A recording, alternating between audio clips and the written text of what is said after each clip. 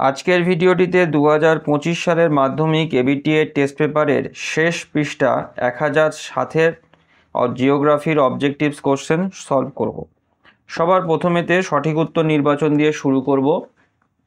তো প্রথম প্রশ্নেতে বলা হয়েছে যে মন্থকূপ সৃষ্টি হয় যার ক্ষয়কার্যের ফলে, তো এর উত্তর হচ্ছে নদী।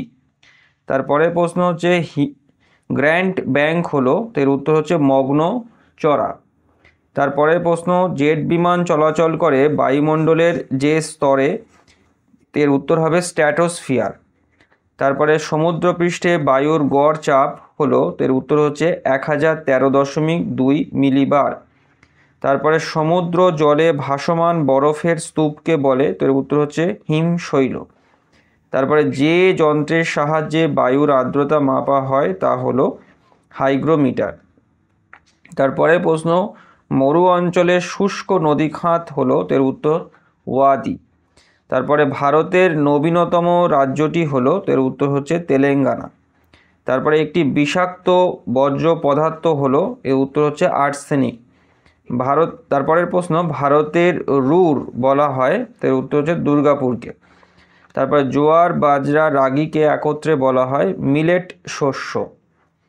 তারপরে প্রশ্ন হচ্ছে ইসরোর সদর দপ্তর কোথায় অবস্থিত, এর উত্তর হচ্ছে বেঙ্গালুরু। তারপর ম্যানগ্রোভ অরণ্য দেখা যায়, তো এর উত্তর হচ্ছে উপকূল অঞ্চলে।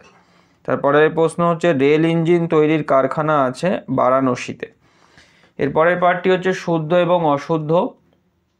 তো প্রথম প্রশ্নতে বলছে পাখির পায়ের মতো বদ্বীপ দেখা যায় নীল নদীতে, তো এটা অশুদ্ধ হবে, কারণ পাখির পায়ের মতো বদ্বীপ দেখা যায় মিসিসিপি মিসৌরি নদীতে।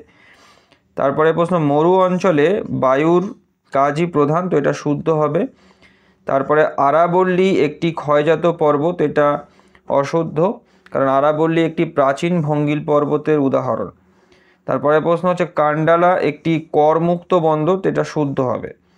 তারপর ঝুম চাষ মৃত্তিকা ক্ষয় রোধ করে, তো এটাও অশুদ্ধ হবে, কারণ ঝুম চাষ মৃত্তিকা ক্ষয়ে সাহায্য করে থাকে। তারপরে রাজস্থানের চলমান বালিয়াড়িকে বলে দ্রিয়ান বলে, তো এটা শুদ্ধ হবে। এর পরের পার্টটি হচ্ছে শূন্যস্থান পূরণ।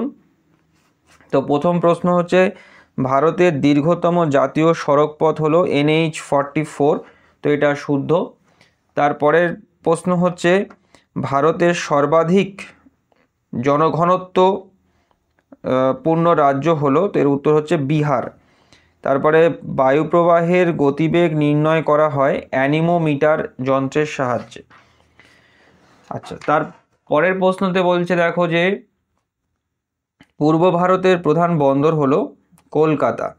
তারপরের প্রশ্ন হচ্ছে জলপ্রপাত গঠিত হয় নদীর উচ্চ গতিতে। তারপরে নাগপুরকে ভারতের কমলালেবুর শহর বলা হয়। এরপরেতে দেখো স্তম্ভ মেলানো রয়েছে, তো স্তম্ভ মেলানোতে প্রথমে হচ্ছে গ্রাবরেখা, তো গ্রাবরেখার সঙ্গে হবে হিমবাহ। তারপর মৌসুমি বায়ুর সঙ্গে হবে সাময়িক বায়ু। তারপর বিজ্ঞান নগরীর সঙ্গে হবে বেঙ্গালুরু। তারপর ITC জেডের সঙ্গে হবে হচ্ছে নিরক্ষীয় নিম্নচাপ অঞ্চল। তারপর দুর্গাপুরের সঙ্গে হবে ভারতের রুর, এবং কটক হবে ধান গবেষণা কেন্দ্র। এরপরেতে একটি বা দুটি শব্দে উত্তর দাও।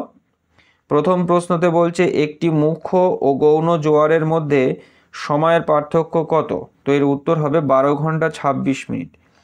তারপরের প্রশ্ন হচ্ছে সার্ক এর সদর দপ্তর কোথায় অবস্থিত, তো এর উত্তর হচ্ছে কাঠমান্ডুতে।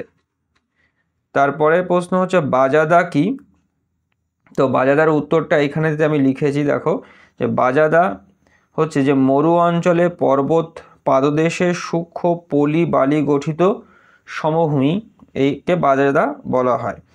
তারপরে স্বাভাবিক বাঁধ কি, তো তার সংজ্ঞাটা এখানেতে লিখেছি যে স্বাভাবিক বাঁধ হচ্ছে যে প্লাবন ভূমিতে নদীর দুই তীরে গঠিত উঁচু ভূমিরূপ।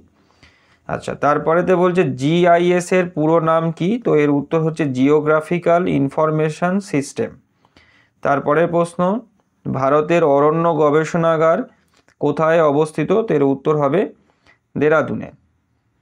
তো ভিডিওটি শেষ করার আগে আগামী মাধ্যমিক পরীক্ষার জন্য তোমাদের সবাইকে আমার শুভেচ্ছা রইল। সবাই ভালো করে মাধ্যমিক পরীক্ষা দিও। Thank you.